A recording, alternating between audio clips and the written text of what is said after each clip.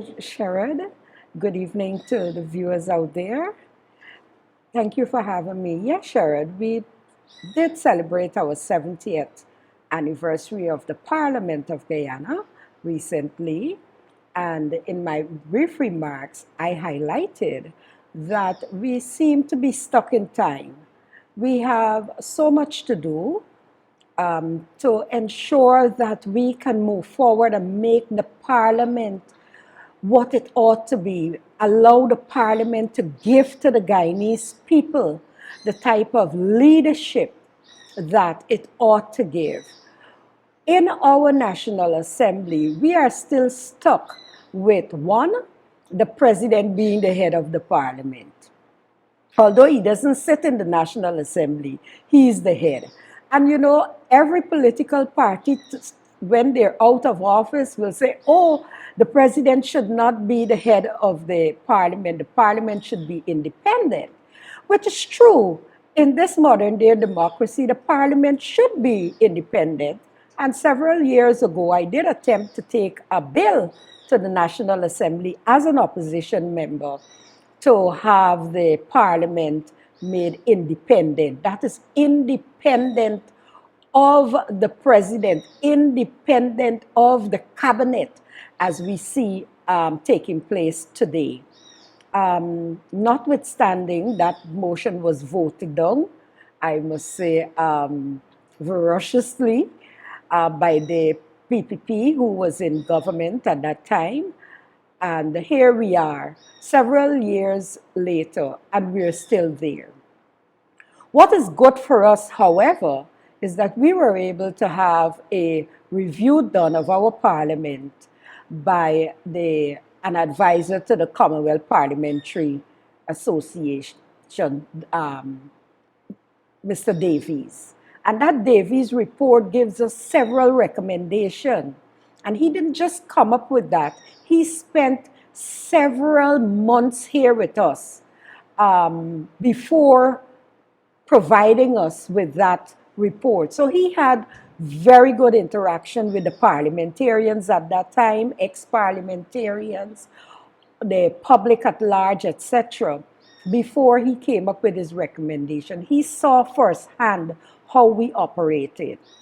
And one of the good things that came out of that is that we did take a look again at our committees system and did make some changes to our committee system, which is, I would say, is the element, is the crux presently in the parliament that will allow the parliament to function if the parliamentarians are allowed to use those committees. And I say that because of this. You have two types of committees. You have standing committees like the Public Accounts Committee, and we all see what is happening in there. We also have the Constitutional Reform Committee, and we're told that this committee will start its work later in the year. That is not what this committee is there for, to turn on and turn off like a light bulb. This committee is there, and it is there to continuously review our constitution and our laws, etc., and make recommendations to the National Assembly so that we can be able to have a more modern piece of constitutional framework to work with as a country that is developing. Secondly, there are the select committees and there are the special select committees. These are powerful committees. There is the Natural Resource Committee, there's the Social Sector Committee, there's the Foreign Relations Committee, and there's one other committee that I cannot recall at this time.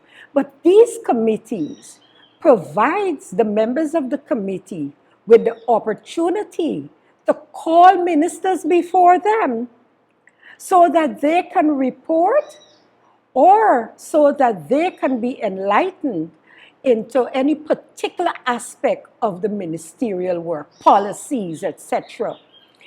and to ensure that those policies and programs that are being rolled out by the ministers in the various sectors, that they entail within them good governance.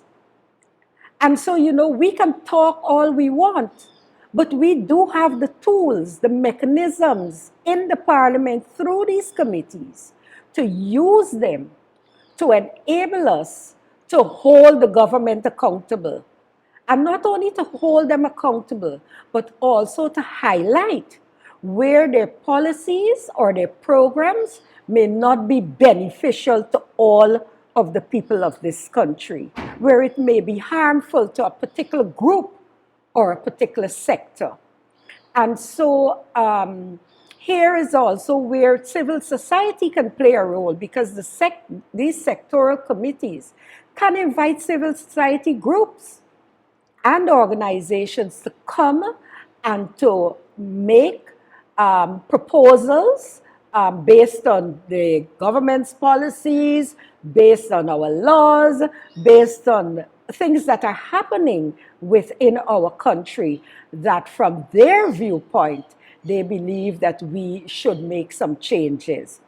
And the sad thing is that these committees are not meeting, and many times when they meet, we don't get out of the committee the purpose that the committee is there for. For my own personal view, I believe too many times it's top. We don't get down into the nitty-gritty. We don't do the hard work. We don't get other persons, other voices on board to hear their views, so that we can be able to make recommendations based on a collective view, and not just the parliamentarians from one side of the divide or the other making these recommendations, but also getting civil society and other organizations involved and hearing from them. If these committees are allowed to work and function in the way that they ought to, then we will see so much more happening in terms of the policies and programs being put out there by whichever government holds the seat, because they will be held accountable.